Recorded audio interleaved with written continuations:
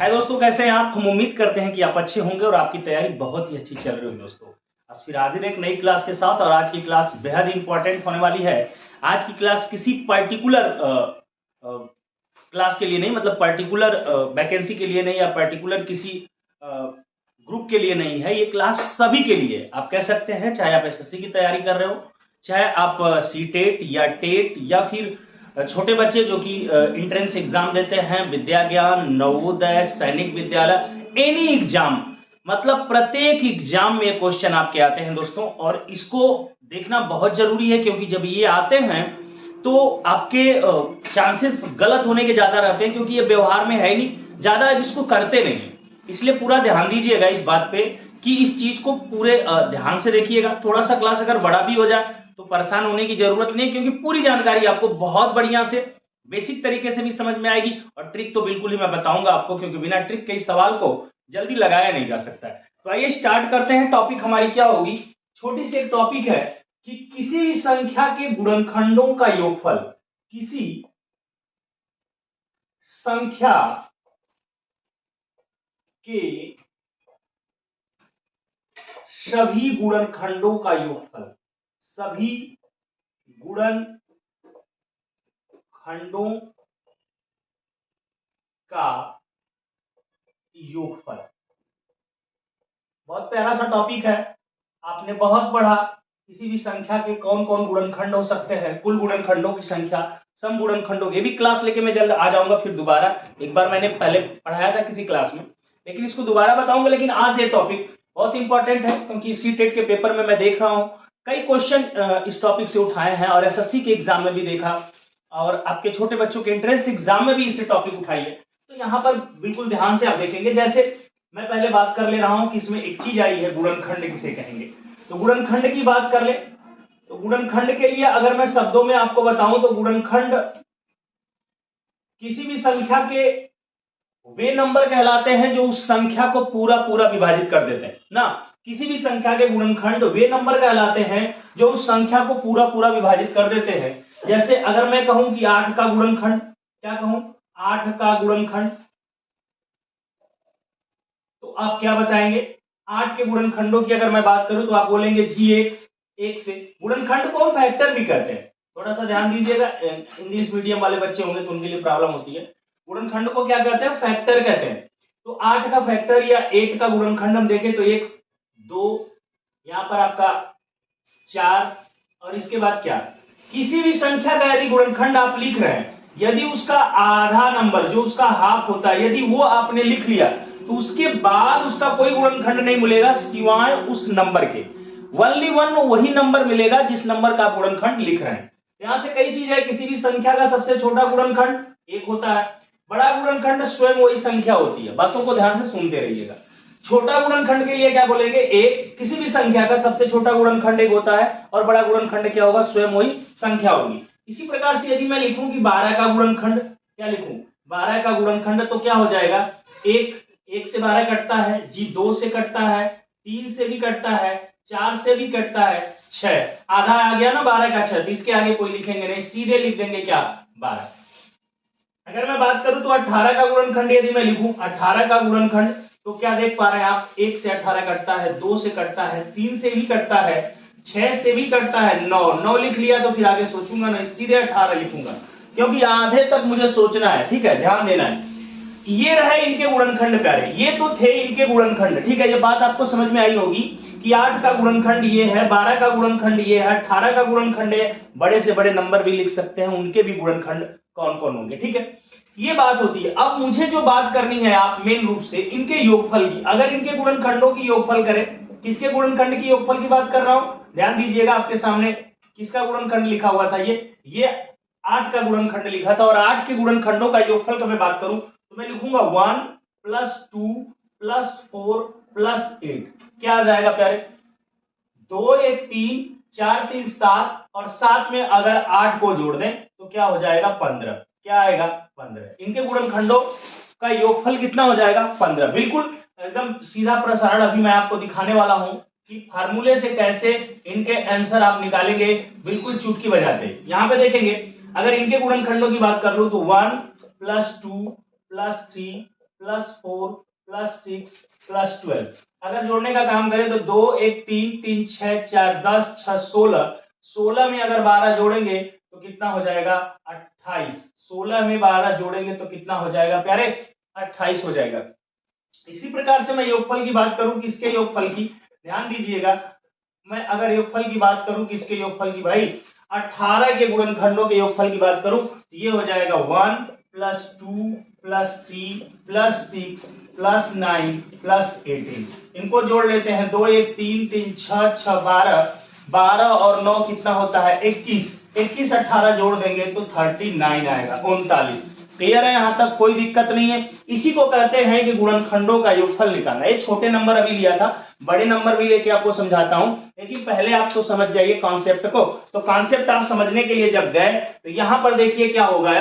ये तो बिल्कुल बेसिक तरीके से आपने निकाल लिया, कहीं ये दे देगा 100 का, कहीं दे देगा 190 का, 98 का, 55, बड़े से बड़े नंबर का अगर दे दे और कहेगा उनका योगफल, तब तो गुणनखंड लिखने में ही काफी टाइम लग जाएगा, फिर योगफल कब निकालेंगे आप, प्रॉब्लम तो होने वाली है। ठीक है, लेकिन हम जो फार्मूला आपको बताने जाने आ रहे वाले हैं, जो फार्मूला आपको बताने वाले हैं, उस फार्मूले का पहले यूज कहां पे कर ले, इस छोटे से अंक पे कर लेते हैं। जैसे जो फार्मूला मैं आपको बताने जा रहा हूं, जैसे मुझे 8 का यदि योगफल निकालना है गुणनखंडों का, तो मुझे 8 का फैक्टर करना होगा इस टाइप से। ठीक है, मैं इस टाइप से लिख सकता हूं, फिर दोबारा मैं करूंगा, 4 2 से कट जाएगा, 2 से काटूंगा, एक बार में कट गया, बिल्कुल कोई दिक्कत नहीं। अब मैं 8 के फैक्टर लिख लेता हूं, बिल्कुल लिख लूंगा 2 × 2 × 2। इसको मैं घात के रूप में भी लिखना चाहूं तो लिख सकता हूं, 2 के घाते कितना 3। अब यहीं पे मेरा जो है फार्मूला आएगा, वो फार्मूला क्या होगा, जैसे मुझे निकालना होगा गुणनखंडों का योगफल, क्या गुणनखंडों का योगफल, गुणनखंडों का योगफल किसी भी नंबर के लिए। ठीक है, ये पहले फार्मूला आप देखें गुणनखंडों का योगफल। तो जो गुणनखंड है कुछ इसी टाइप से आएगा। मान लेते हैं कोई है a के पावर n और b के पावर क्या मान लीजिए m, 2 है, 2 नंबर है, कोई नंबर है उसके पावर है, मान लीजिए यहाँ पे 2 था, और कोई और 3 हो उसके पावर कुछ हो, अगर 2 ही हो, और 3 4 5 भी हो सकते हैं नंबर, कोई दिक्कत नहीं है, लेकिन 2 नंबर पे मैं आपको बता रहा हूं। अगर गुणनखंड निकालने हैं तो पहला काम क्या करना है, ध्यान दीजिएगा, मुझे इसका पावर 1 बढ़ा देना है, मुझे इसका पावर 1 क्या करना है, बढ़ा देना है। a to the power n था, मुझे n में 1 बढ़ा देना है, और इसमें से पूरे मान में से 1 घटाना है और बटे में आ जाना है। जो नंबर हमारा a था इसमें से 1 घटा देना है और उससे भाग दे देंगे। ठीक है, मल्टीप्लाई का चिन्ह, फिर वही काम यहाँ पे कि b का जितना पावर है उसमें 1 जोड़ दीजिए, पूरे मान में से 1 घटाएंगे, बटा b - 1 लिख देंगे। शायद आप मेरी बात समझ रहे होंगे। यहां पर मैं एग्जांपल के तौर पे लूं कि 8 का जो गुणनखंड है, 8 के गुणनखंडों का योगफल अगर लिखूं, 8 के गुणनखंडों का योगफल मैं लिखूं प्यारे, तो आप क्या समझ पाएंगे, जरा देखिए, गुणनखंडों का योगफल, ध्यान दीजिएगा, बिल्कुल दिमाग आपका कंसंट्रेशन यहीं पे बना रहे थोड़े समय के लिए। और 2 के पावर n है, जैसे ये कहीं नंबर दिया गया तो मुझे क्या लिखना पड़ेगा यहाँ पे, 2 के पावर n का मतलब यहाँ पे 3 दिया हुआ है, 3 दिया है तो 3 + 1, पूरे में से 1 घटाया, अगर नीचे आऊंगा तो 2 - 1, क्योंकि किसके पावर, वो नंबर पावर दिया गया था, तो जिस आधार जो था उसका उसी में से 1 हमको घटा लेना। 2 के पावर 3 1 4, 2 के पावर यहाँ पे 4 - 1 बटा 2 में से 1 गया 1, इसका कोई वैल्यू नहीं। 2 के पावर 4 का मान होता है 16, 16 में से 1 निकालेंगे तो कितना आ जाएगा 15। क्लियर हो गया आप, ये बात तो आपको क्लियर हो गई होगी यहाँ पर कि जो 8 के गुणनखंडों की संख्या आ गई, वो संख्या हमारी क्या आ रही है, 15 आ रही है। 8 के गुणनखंडों के जो योगफल आ रहे हैं, 8 के गुणनखंडों का योगफल, यहां पर भी आपने देखा था 15 आया था, यहां पर भी आप देख रहे हैं 15 आ रहा। क्लियर है, कोई दिक्कत नहीं है। आइए मैं 12 का भी दिखाता हूं आपको, 18 का भी दिखाता हूं। क्लियर है, थोड़ा जल्दी अब कर पाएंगे हम। यहाँ पे आप बेसिक फार्मूले भी समझ गए। अगर 12 का मैं गुणनखंड करूं प्यारे, तो बिल्कुल यहाँ पे 2 छक्के क्या होगा, 12 हो जाएगा। 2 से काट लो तो 3 बार में, अगर 3 से काट लो तो 1 बार में। और 12 का मैं फैक्टर लिखूं तो लिखूंगा 2 कई बार आया है, 2 × 2 × 3, 2 2 बार आया इसलिए 2 के पावर 2, 3 1 बार आया इसलिए 3 के पावर 1। आइए गुणनखंडों का योगफल लिख रहा हूं यहाँ पे। अगर योगफल में लिख लूं गुणनखंडों का योगफल, आप समझिएगा इसको, तो क्या लिखूंगा, 2 का पावर 1 बढ़ा दूंगा। थोड़ा आप तेज गति से करते हैं, 2 का पावर 2 था तो 2 का पावर क्या करेंगे, 1 बढ़ा देंगे, 2 के पावर 3 - 1 बटा 2 - 1, गुणे चलते हैं, 3 के पावर 1 है तो 3 के पावर क्या कर देंगे 2 माइनस 1 बटा 3 में से क्या करेंगे 1 माइनस कर देंगे। 2 के पावर 3 का मान क्या होता है 8 माइनस 1, नीचे 1 आएगा कोई मतलब नहीं। 3 के पावर 2 का मान क्या होता है यहाँ पे 9, 9 में से 1 जाएगा 8, 9 में से 1 जाएगा 8, डायरेक्ट ही मैंने कर लिया यहाँ पे। 3 में से 1 जाएगा कितना बचेगा प्यारे, 3 में से 1 जाएगा 2 बच जाएगा। यहाँ पे 8 में से 1 जाएगा तो 7, गुणते यहाँ पे 1 का कोई मतलब नहीं है, 2 चौक को 8, यहाँ पे 4 हो जाएगा, 7 चौक को 28। देख पा रहे होंगे आपका कि 12 के गुणनखंडों का योगफल आपने निकाला था तो कितना आया था 28 आया था। ये भी क्लियर है। चलिए ये भी क्लियर है तो आइए अब मैं बताने वाला हूं आपको 18 के गुणनखंडों का योगफल। तो आइए 18 का गुणनखंड यदि मैं करना चाहूं, यहाँ पे ध्यान से देखिए, तो 2 9 18 होता है, 3 से काटेंगे 3 3 के 9, और फिर 3 से अगर काटने की कोशिश करें तो 3 एक कम क्या हो जाएगा 3 हो जाएगा। ये बात क्लियर है आपको। अब 18 का अगर गुणनखंड आप लिखते हैं तो क्या लिखेंगे 2 गुणते 3 गुणते 3, क्लियर है। यहाँ पे लिखेंगे 2 के पावर 1 और 3 के पावर क्या लिखने वाले हैं आप 2। बहुत आराम से बात समझ में आई होगी। अगर समझ में आई तो आइए योगफल की बात कर लेते हैं फटाक से। अब थोड़ा जैसे जैसे सवालों में आगे बढ़ रहे हैं आपको थोड़ा अच्छा समझ में आ रहा होगा। तो 2 के पावर 1 है तो 1 बढ़ा देंगे तो 2 के पावर क्या हो जाएगा 2, और इसमें से 1 मुझे माइनस करना है बटा 2 माइनस 1। गुणते कर लेते हैं, 3 के पावर 2 है तो 3 के पावर क्या हो जाएगा 3 माइनस 1, 3 में से 1 निकल जाएगा। यहाँ पे आते हैं 2 के पावर 2 का मान क्या होगा 4, और 4 में से 1 हटा लेंगे तो 3, नीचे 1 है मल्टीप्लाई। 3 के पावर 3 का मान क्या होता है 3 3 के 9 3 27 होता है, तो 27 में से 1 जाएगा तो कितना बचेगा प्यारे 26 बच जाएगा, और नीचे कितना बचेगा 3 में से 1 गया तो 2 से काट लो आप 13 बच जाएगा।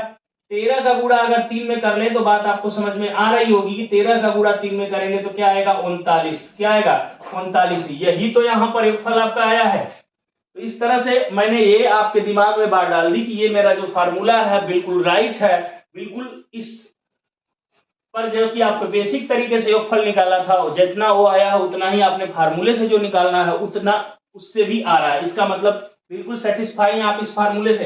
तो आइए अब हमारी वो बात है जो कि बड़े बड़े नंबर आपको दिए जाते हैं उनको हम डायरेक्ट इस तरह से नहीं करके इस तरह से करने की कोशिश करेंगे और जानेंगे कैसे आंसर हमारे जल्दी जल्दी आ जाते हैं। दोस्तों आइए दोस्तों आपके सामने 2 एग्जाम्पल और हम ले लेते हैं इन क्वेश्चनों को और अच्छे से समझने के लिए। एक ले लेते हैं 210 और एक एग्जाम्पल और ले लेते हैं जिसको कहते हैं हम 96। ओके, इन दोनों एग्जाम्पलों के माध्यम से गुणनखंडों के योगफल को और अच्छे से हम समझ लेते हैं। तो पहला काम हमारा क्या है, इसका फैक्टर करेंगे, जो कि ऐसे आप कर लेते हैं। काटेंगे 2 1 कम 2, 1 में भाग देंगे नहीं जाएगा 0, 2 5 10, 2 से तो कटेगा नहीं। अब 3 से काटिए इसको तो 3 3 के 9, 3 5 15, और इसके बाद अगर इसको काटेंगे तो 3 से नहीं कटेगा 5 से, 5 7 35, और 7 से काटेंगे तो 7 1 7। यहाँ पर आप लिख पा रहे हैं कि 210 के जो फैक्टर है वो है 2 गुणते 3 गुणते 5 गुणते 7। बिल्कुल कोई दिक्कत नहीं है। अगर इनको आप लिखने की कोशिश करें तो लिख पाएंगे 2 के घाते 1 गुणे 3 के घाते 1 गुणे 5 के घाते 1 गुणे 7 के घाते 1।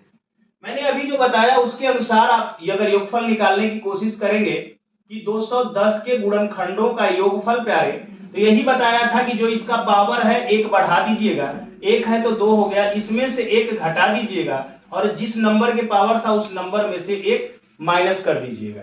यहाँ पे मल्टीप्लाई का चिन्ह हो जाएगा, 3 के पावर 1 था 2 हो जाएगा, 1 माइनस कर देंगे अपान 3 में से 1 घटा देंगे। गुणते यहाँ पे 5 के पावर यहाँ पे 2 हो जाएगा, 1 माइनस कर देंगे अपान 5 में से 1 घटा लेंगे। गुणते 7 के पावर 1 था तो 2 कर लेंगे, 1 घटा लेंगे, 7 में से 1 माइनस कर लेंगे।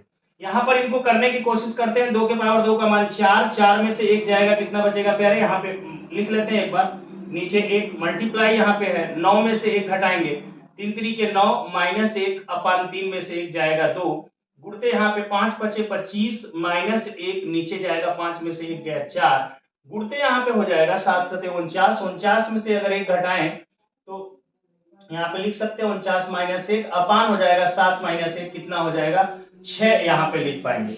यहाँ पे हो जाएगा 3/1 गुणे यहाँ पे लिखेंगे, 9 में से 1 जाता कितना बचेगा 8/2, मल्टीप्लाई का चिन्ह लगाएंगे, यहाँ पे बिल्कुल 24/4, यहाँ पे गुणे का चिन्ह लगा लिया, 49 में से 1 48/6 लिखेंगे। यहाँ पे काट लेंगे, 2 चौको 8, 4 छक्के 24, 6 48। यहाँ पे अगर मल्टीप्लाई करें हम तो 3 चौको 12, देखिए यहाँ पे 3 चौको 12, यहाँ पे गुणा करना होगा ना हमें, 3 चौको 12, 12 देखेंगे तो यहाँ पे हो जाएगा 12 छके 72, 72 गुणते हम कर देंगे 8, 8 दूना के 16, 8 सते 56, एक हो जाएगा यहाँ पे 57।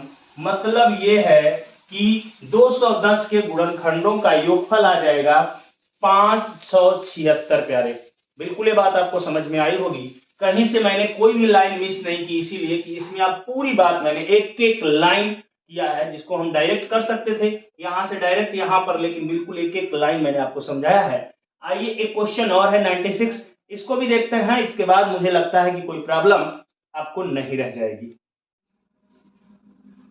आइए दोस्तों 96 के माध्यम से भी इस चीज को हम समझने की कोशिश करते हैं। जैसे 96 का दिया फैक्टर करें तो हो जाएगा 2 चौक को 8, एक बचेगा 2 अट्ठे 16, अगर 2 से काटे तो कितना हो जाएगा 24, अगर फिर 2 से काटने की कोशिश करें तो यहाँ पे आएगा 12, अगर 2 से काटेंगे तो कितना होगा 6, 2 से भी काटा तो 3, और फिर 3 से काट लिया तो पूरा पूरा कट गया। अब फैक्टर तो लिखेंगे ना कि 96 is equal to 2 multiply 2 multiply 2, 1 2 3 4 5 बार 2 आया हुआ है, तो यहाँ पर 5 बार 2 और 1 बार 3 पावर के रूप में लिखना होगा, तो 2 के पावर 5 गुणे 3 के पावर 1 आप लिखेंगे।